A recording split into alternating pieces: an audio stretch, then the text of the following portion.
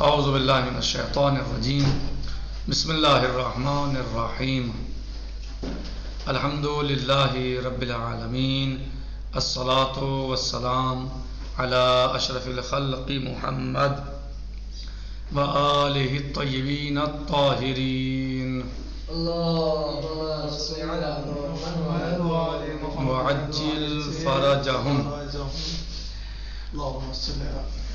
ہماری گفتگو چل رہی ہے تراب کے بارے میں، یعنی مطہرات میں تراب کے بارے میں چل رہی ہے. زمین، تراب کی یہ چیزیں بھی کیا کرتی ہیں؟ نجس چیز کو پاک کرتی ہیں، خود طاہر ہیں اور دوسری چیزوں کو پاک کرنے کی قابلیت اور صلاحیت رکھتی ہیں. صحیح کہہ رہے ہیں کہ وَالتُّرَابُ فِي الْوُلُوغِ، اور مٹی جو ہے وہ پاک کرنے والی ہے کس چیز میں؟ ولوغ. اگر کتا کسی برتن کو چاٹ لے تو اس کے لیے کیا ہے کہ وہ پانی سے دھونے سے پہلے مٹی سے اسے مانجا جائے گا. فَإِنَّهُ جُزْءُ عِلَّةٍ لِلتَّطْهِيرِ، جزء علت للتطہیر. بس یہ تراب کیا ہے؟ جزء علت ہے تطہیر کے لیے. یعنی جس طرح اور بہت ساری چیزیں پاک کرتی ہیں، مٹی بھی پاک کرتی ہے. کیسے کہ جب اگر کتا کسی برتن کو چاٹ لے تو پانی سے دھونے سے پہلے کیا پھیرا جائے گا؟ اس کے اوپر مٹی پھیری جائے گی، مٹی کو پھیرا جائے گا. جب وہ پاک ہوگا تو جزء علت ہوا نہیں ہوا؟ جز ہوا، پاک کرنے کی جز ہوا نا علت کا. فَهُوَ مُطَهِّرٌ فِي الْجُمْلَةِ، بس گویا یہ کہا جائے کہ مٹی مطہر فی الجملہ ہے. صحیح. والجسم الطاہر، اور جسم طاہر بھی پاک کرتا ہے نجس چیزوں کو. جسم طاہر غیر اللزج، لزج یعنی چپکنے والی چیزیں جو ہوتی ہیں، لصق وغیرہ جو ہوتی ہیں، ان کے علاوہ ہو وہ جسم طاہر. وَلَسَّيْقَلْ، اور نہ ہی کوئی دھاردار چیزیں ہوں کہ جی کہاں پاک کرتی ہیں چیزیں، یعنی بہت چکنی نہ ہو یا مثلا جو ہے وہ دھاردار نہ ہو. سیقل کہاں پاک کرتی ہیں؟ ان چیزوں کو پاک کرتی ہیں فی غیر المتعدی من الغائط، کہ جب پیخانہ نہ بڑھے اپنے، یعنی نہ پھیلے اپنے مقام سے. جو اس کا مقام ہے وہ اپنے مقام سے نہ پھیلے، نہ بڑھے، تجاوز نہ کرے. وَالشَّمْسُ، تو یہ کس وقت پاک کرتے ہیں جسم طاہر؟ جسم طاہر کب پاک کرتا ہے؟ جب پائخانہ اپنے مقام سے نہ پھیلے، تجاوز نہ کرے. وَالشَّمْسُ مَا جَفَّتْ، اور سورج جس چیز کو وہ سکھا دے، جو چیز سورج سے سوکھے، سورج کی تمازت سے، کرنوں سے، گرمی سے، جو اس کی کرنوں سے سوکھے. بِإِشْرَاقِهَا عَلَيْهِ، جس پر وہ اس کی کرنیں پڑیں. یعنی وہ چیز جو سورج کی کرنوں سے سوکھے تو وہ سورج بھی پاک کرتا ہے. یعنی سورج بھی مطہرات میں سے ہے. سمجھا ہے؟ سورج بھی مطہرات میں سے ہے. وَزَالَتْ عین النجاسہ ہو، کیا ہے کہ سورج کی کرنیں اس چیز پر پڑیں اور عین نجاست زائل ہو چکی ہو اس سے، تو سورج بھی پاک کر دے گا. من الحصر والبواری، حصر چٹائیاں اور بواری یعنی بوریے. بوریے کیا ہوتے ہیں؟ بوریے چھوٹے ہوتے تھے جیسے مسلح ہوتا ہے، جو پتوں وغیرہ سے کھجور کے تیار ہوتے تھے. اور چٹائیاں جیسے چٹائیاں ہوتی ہیں، بڑی قالینیں ہوتی ہیں، بڑی بڑی لمبی لمبی، ایسی چٹائیاں ہوتی تھیں. جی حصر چٹائی نہیں، حصر ہاں چٹائی، حصیر چٹائی کو بولتے ہیں. حصر اس کی جمع ہے اور بوریا بواری اس کی جمع ہے.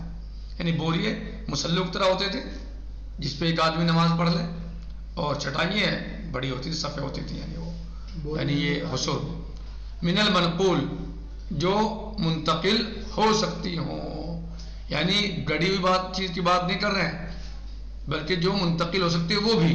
وَمَا لَا يُنْقَلْ عَادَةً مُطْلَقًا، اور جو چیز منتقل نہ بھی ہو سکتی ہو عادتاً مطلقاً، چاہے وہ بھاری ہے یا ہلکی ہے یا وہ گڑی ہوئی ہے یا وہ سیٹ ہوئی ہے، اس سے مطلب نہیں ہے. واضح ہوا؟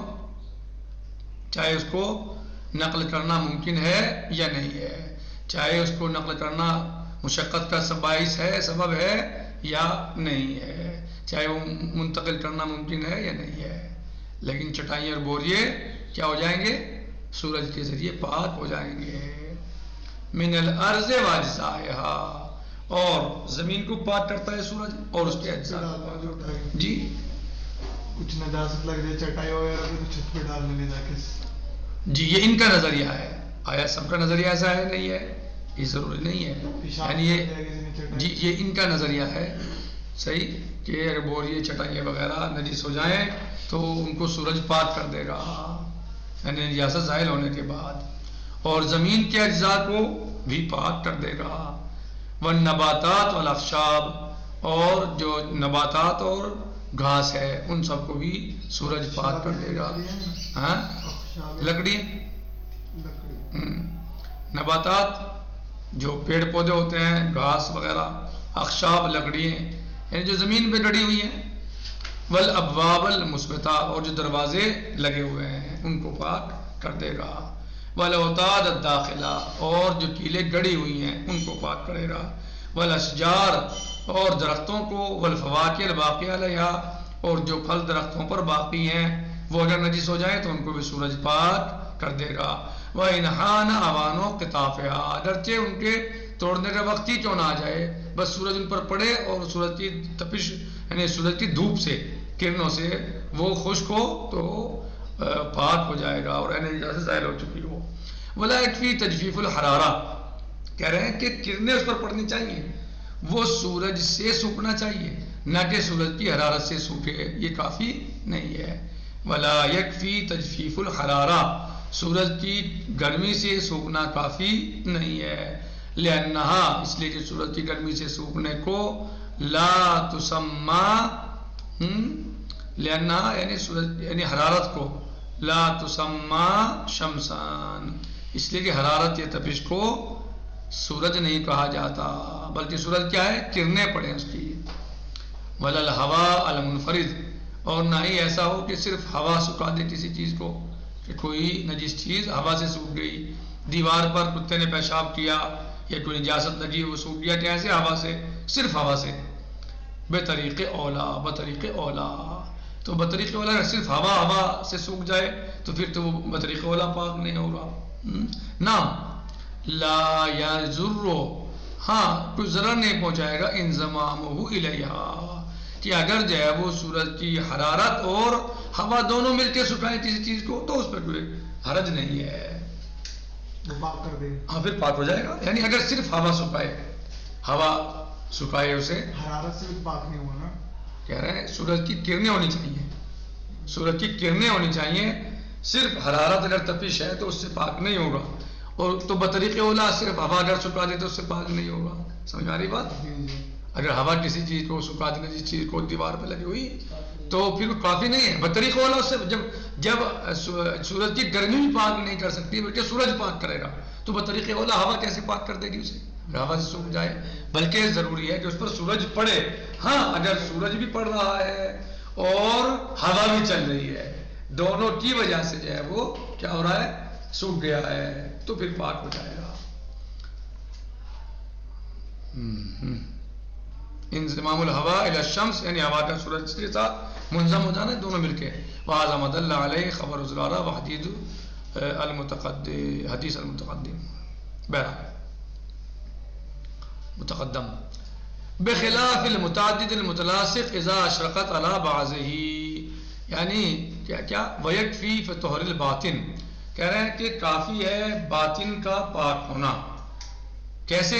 الاشراق علی الظاہر، جب ظاہر پر سورج پڑ جائے اور باطن اس کی وجہ سے سوکھ جائے تو باطن پاک ہو جائے گا. مثلا دیوار کے اس طرف نجاست لگی ہوئی ہے، ادھر سورج آ گیا، اندر کی طرف تو سورج نہیں آیا، تو لیکن اس کی سورج کی گرمی سے جو اس پر کرنیں پڑ رہی ہیں سورج کی، اس کی وجہ سے باطن بھی سوکھ گیا. صحیح، باطن بھی سوکھ گیا تو پاک ہو جائے گا. الاشراق علی الظاہر، جب ظاہر پر کرنیں پڑ رہی ہوں، اشراق یعنی کرنیں پڑ رہی ہوں سورج کی. ما جفاف الجمیع، لیکن اندر سے بھی سوکھ گیا.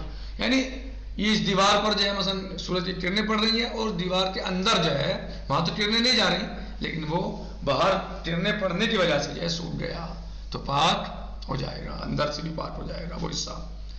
بخلاف المتعدد المتلاصق اذا شقت علی بعضہ، برخلاف اس کے کہ اگر مثلا جو ہے اس کی متعدد پرتیں ہیں جو چپکی ہوئی ہیں، متعدد چیزیں ہیں جو چپکی ہوئی ہیں اور ان پر بعض پر سورج پڑ رہا ہے اور بعض پر نہیں پڑ رہا ہے، تو جس پر پڑ رہا ہے وہ پاک ہوگا اور جس پر نہیں پڑ رہا ہے وہ پاک نہیں ہوگا. جی متلاصق چپکی ہوئی جب اگر اس کے بعض پر سورج پڑے. تو میں سمجھتا ہوں کہ آج کے لیے اتنا ہی کافی ہے. کل انشاءاللہ نار یعنی نار کا ذکر آئے گا کہ یہ بھی مطہرات میں سے ہے اور پاک کرنے والی چیزوں میں سے ہے. یعنی آج بھی بعض چیزوں کو پاک کرتی ہے اور یہ مطہرات میں سے ہے. آج ہم اسی پر اکتفا کرتے ہیں. والحمدللہ رب العالمین، والسلام علیکم ورحمۃ اللہ وبرکاتہ. فی امان اللہ.